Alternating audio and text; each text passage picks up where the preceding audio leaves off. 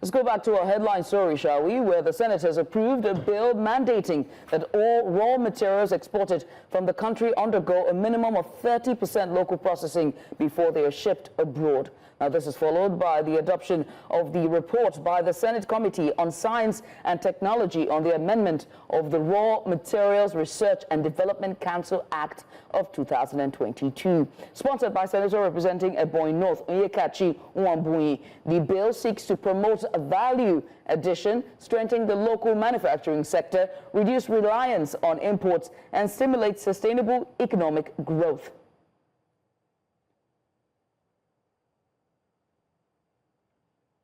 And now joining us to discuss this further, we have Dr. Nnemeka Obiareri. He is a Policy Affairs and Investment Analyst. Sir, as always, Doctor, thank you so much for joining us on tonight. Now, kindly share with us your opinion on the bill. Let's start there. It's mandating 30% local processing of raw materials before export. What's your thoughts on that? Let's start there. This is actually the best bill after the tax reform bill that the National Assembly has passed. And it's very interesting because this bill will help us to improve in a lot of things that we have gotten wrong in the both the upstream agri sector and processing sector and distribution sector and storages. I'll give you a typical example. We know that cocoa is one crop that we produce one of the top 4 producers in the whole world. Of course, we can actually do times 10 what we are currently doing now. But interestingly, we end up exporting only the cocoa bean seeds, whereas the likes of Switzerland, where you have Nestle and the rest of them, will process it and ship it back to us as chocolates, which has a global market size that is 6-7 times bigger than the raw material size. I'll give another example, the issue of tomato value chain. The global tomato market size is about $278 billion sized. But it will interest you to know that just the tomato powder market alone is over $15 billion. And here in Nigeria, we lose a lot of our fresh vegetables, fresh pepper, fresh tomatoes, and other fresh fruits, losses to post-harvest losses because of lack of storage facilities. We don't process them and all those stuff.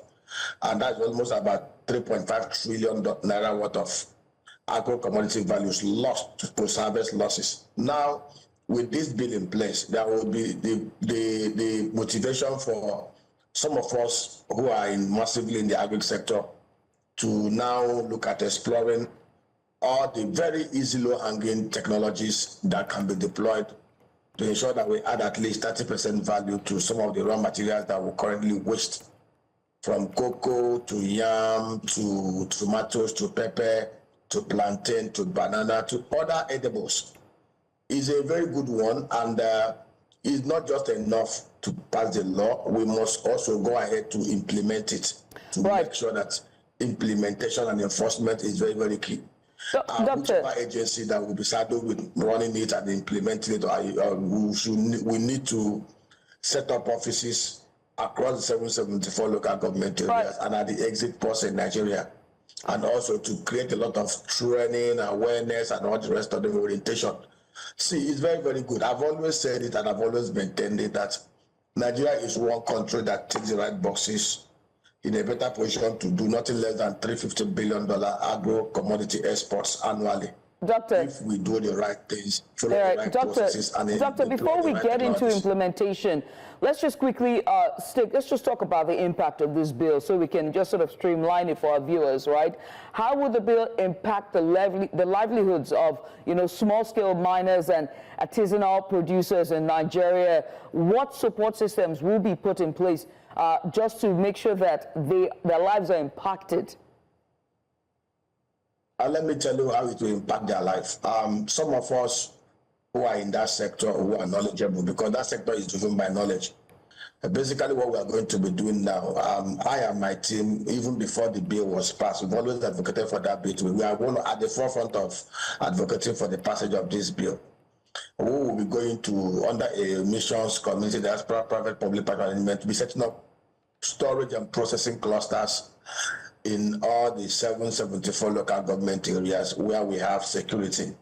Basically, what it will do is that We are going to aggregate the artisanal farmers, the artisanal producers, the peasant farmers. We are going to aggregate them into clusters and also provide them with things that they can use to preserve before selling out in the market. So basically, like I said, some of those who are, of course, we have people that have actually been buying most of these raw materials. We are also going to go into a lot of technical partnership with some of the major importers of the things we produce here on how we can work together, set up storage centers in local government areas, at the ward areas, cottage processing plants, so that whatever is produced at the upstream, we'll purchase it, put it at that level that is required for exports, and it actually creates more jobs, more opportunities, more revenues, more exports, more dollar coming into Nigeria, more tax revenues. Globally, it will also help us to extricate a lot of Nigerians, over 197 million under poverty from poverty. After agri employs over 72 million Nigerians. All right. With this in place, measures will be put in place under private-public partnership arrangement to drive enforcement, and then it's a win-win for everybody. Well, Dr. Masai, thank you for taking that time to join us. Dr. Nemeka Obiareri is a policy affairs and investment analyst and joined us to discuss the 30% local processing of raw materials, which is now being mandated due to this bill that's been passed at the Senate. Once again, thank you.